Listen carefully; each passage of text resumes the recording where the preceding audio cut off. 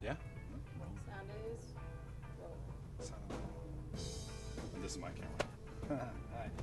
I'm sitting here at Echo, talking to 2 out of 6 of the Funky JAs.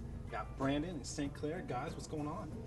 Not much. Y'all come out here, play us a little tune, a little ditty. A little funk, yeah. A little funk. in your life. One ditty. One ditty. Yeah. One, One and a half ditties. Tell me about the history of the Journey Agents, the Funky JAs. Well, it started off with me and Patrick and Tim Dine and Jeff.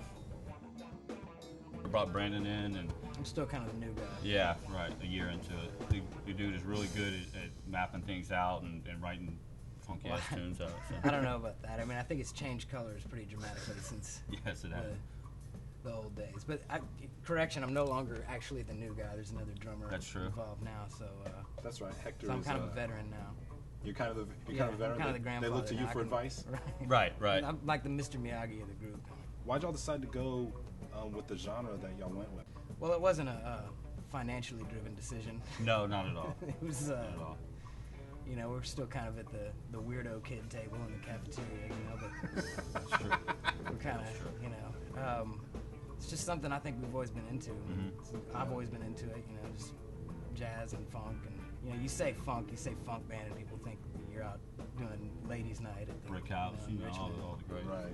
So, I mean, it's all original stuff, and I think, you know, just from growing up listening to War and Slide, and Cool in the Gang, and Average White Band, and Herbie Hancock, and Parliament, Roy Ayers, you know, Yeah, I think that's what on and on. what partly makes it flow well for us is that we're all into that music. So no one's being forced to play something that they don't really feel. Right. So I think that's the biggest part of it. And Hector, a new drummer, he actually his band beat us out for best funk this past year in the Houston Press. So we figured, shit, can't beat him. Is that why y'all roped him in? That's it. That's gotta when we get wrote that them one. in. All right. So, and that's been our transgression from our progression from the Journey Agents to the Funky JAs. The dress code's changed. It has The and dress code's changed. You all wore the button-up shirts, the white button-up shirts, and the tie. black tie. And now, what you said, the dress code has changed. What? Yeah, well, you know, July in Houston, Texas, we think about all going, you know, tank tops and short shorts. And Well, I mean, the truth be, man, I didn't feel like all these monkeys could dress themselves, you know. So it's like, Okay. well, here's what we're gonna wear. You know, no, we just wanted kind of that unity thing, you know, Right. come in. And to be truthful, when Brandon stepped in, he was kind of a different personality, you know, with his playing style and stuff like that. You know, the way he played. So we allowed him a little more freedom, and then I respect it. I mean, I did it. I wore the.